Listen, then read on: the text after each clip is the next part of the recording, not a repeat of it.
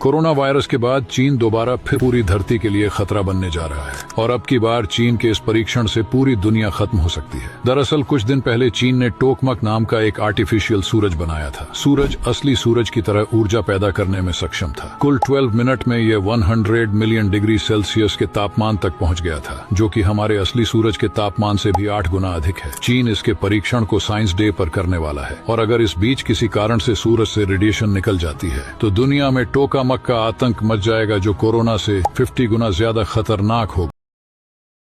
जब भारत से दुबई सिर्फ 3 घंटों में जा सकते हैं, तो दुबई की सरकार करोड़ों रुपए खर्च करके अंडर वाटर ट्रेन क्यों बना रही है? ये एक ऐसा प्रोजेक्ट है जिससे दुबई और भारत दोनों को फायदा होगा। ये ट्रेन दुबई के समुद्र से होते हुए भारत के मुंबई तक जाएगी। एक अल्ट्रा स्पीड ट्रेन होगी जो 1000 किलोमीटर की स्पीड से 2000 किलोमीटर का सफर तय करेगी और सिर्फ 2 घंटों में दुबई से भारत को हो जाएगी। जब इस ट्रेन को बनाने के लिए पाइपलाइन बिछाई जाएगी तो उसमें 2 टनल बनाई जाएगी, जिसमें एक से दुबई तेल भेजेगा और दूसरी से भारत दुबई को नर्मदा नदी का पानी भेजेगा। यह एक बार्टर सिस्टम होगा जिसमें दोनों देशों को पैसे नहीं देने होंगे।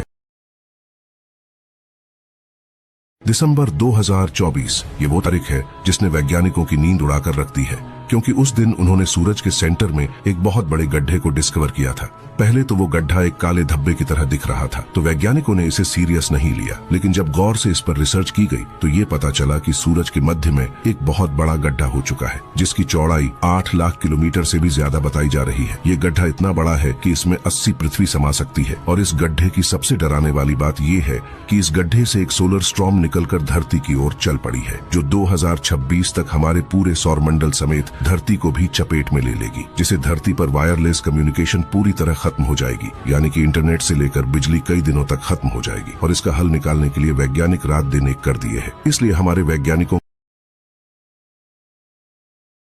क्या आपने कभी 10 मिनट में जमीन पर पहुंचने वाली बारिश का एक्सपीरियंस किया है? अमेज़न जंगल में आपका स्वागत है। ये जंगल इतना विशाल है कि इसमें यूनाइटेड किंगडम जैसे 23 देश समा सकते हैं। 55 लाख स्क्वायर किलोमीटर में फैला यह जंगल ग्रीन एनाकोंडा जैसे खतरनाक जीवों का घर है। हम जो सांस लेते हैं उसका 20% हिस्सा अमेज़न रेन फॉरेस्ट से ही आता है। यहाँ साल भर बारिश होती रहती है और जंगल इतना घना है कि बारिश की बूंदों को जमीन तक पहुँचने में 10 मिनट लग जाते हैं। अमेज़न जंगल में 16,000 पेड़ पौधों और 300 से अधिक अजीबोगरीब जानवरों की स्पीशीज पाई जाती है। यहाँ आपको ऐसे क्रीचर मिलेंगे जिनके बारे में आपने कभी सोचा भी नहीं होगा। कुछ वैज्ञानिकों का मानना है कि इस विशाल जंगल में अभी भी अनगिनत स्पीशीज ऐसी हैं जिनकी खोज तक नहीं हो पाई है। अनुमान लगाया जाता है कि लाखों की संख्या में कीड़े मकोड़े, पौधे और छोटे जीव अभी भी जंगल की गहराइयों में छिपे हुए हैं, जिनके बारे में मनुष्यों को कोई जान।